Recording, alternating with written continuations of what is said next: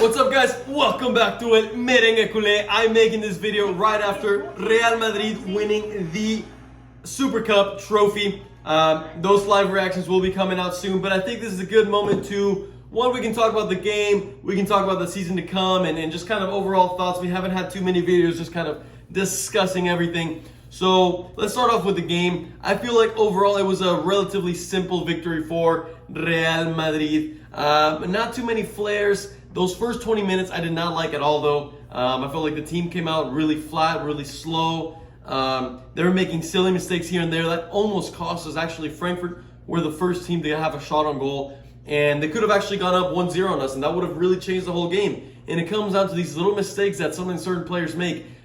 This one was caused by Mendy, but Militao's another player that sometimes messes up. Even Casemiro, who actually ended up having a really good game in my opinion. I'll probably give him one of the top 3 ratings for the team. Both defensively and offensively, he made a lot of really solid tackles. Offensively, he actually hit the crossbar, and then he ended up coming up with the assist for the first goal.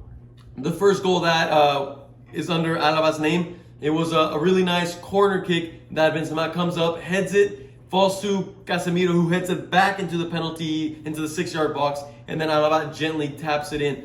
So we went up 1-0, and at that point, really, the game just changed.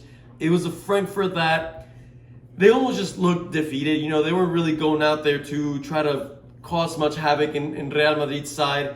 Courtois had a few good saves, but other than that, wasn't really tested. The defense wasn't tested that well. I think Militao also had some pretty good challenges. I didn't see Alaba really be contested very much throughout the game, so fairly easy game for the defense.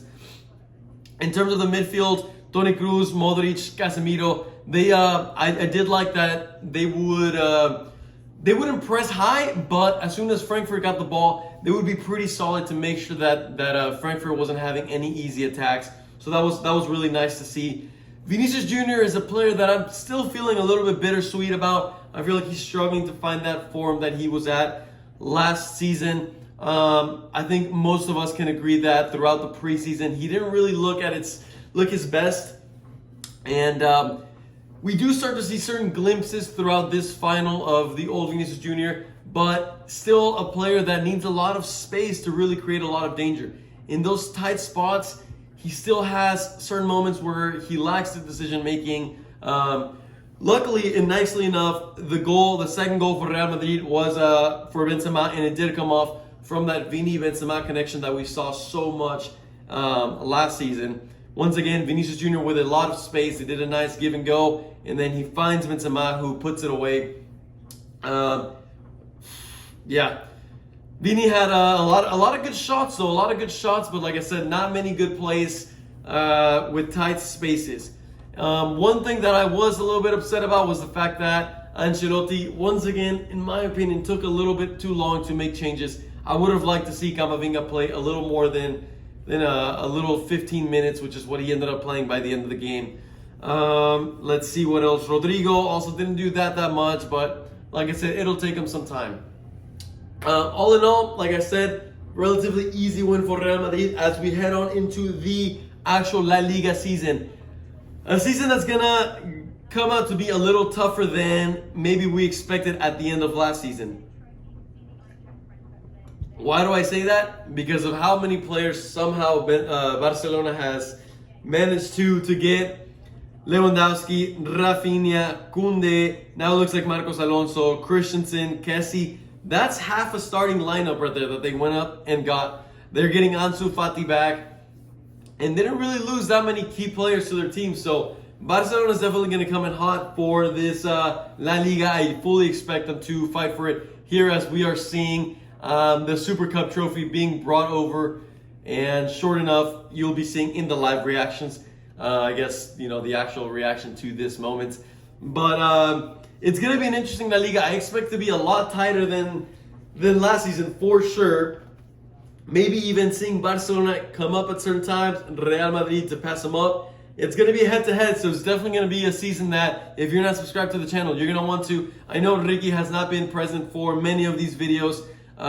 He's currently, as many of you guys know, he tore his ACL, unfortunately, and so he had his surgery a couple weeks ago. He's been kind of working up to being able to walk again. He's limping now. And also at the same time, he's battling with having started dental school at the same time as going through the surgery. So it surely hasn't been some easy times for Ricky. So make sure you leave some comments of love for him. He will be back for Barcelona's games this season. But like I said, you know, all the Barca fans, be a little more patient with him.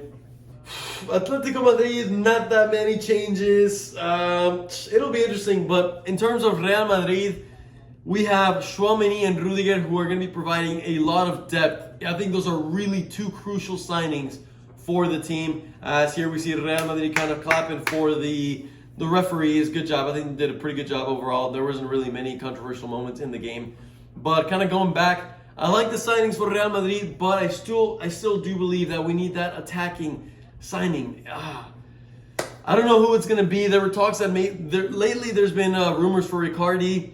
I don't know. I mean, I would like a player like that to be Benzema's sub, but I think we definitely need someone because Benzema's going to play a lot of games this season. There's definitely going to be the times when Benzema's muscles start to feel, you know, a little fatigued. We're used to Benzema missing out at least 10 games throughout the season, and the team, frankly, looks a lot super weakened whenever they don't have Benzema up top. So it's going to be interesting to see what Ancelotti and Florentino Perez can do with the team from here till the end of the transfer window. I really want to hear your comments down below. Who you think we could potentially get? What you think of the depth of the team? I don't think we've really lost any crucial players. And just like Ancelotti said, the team really is going to be a stronger one for this season. Without further ado, I feel pretty tired from all this talking. So make sure you hit the like button, turn your notification bells on because the live reactions to the Super Cup final will be coming out shortly. And with that being said, Real Madrid.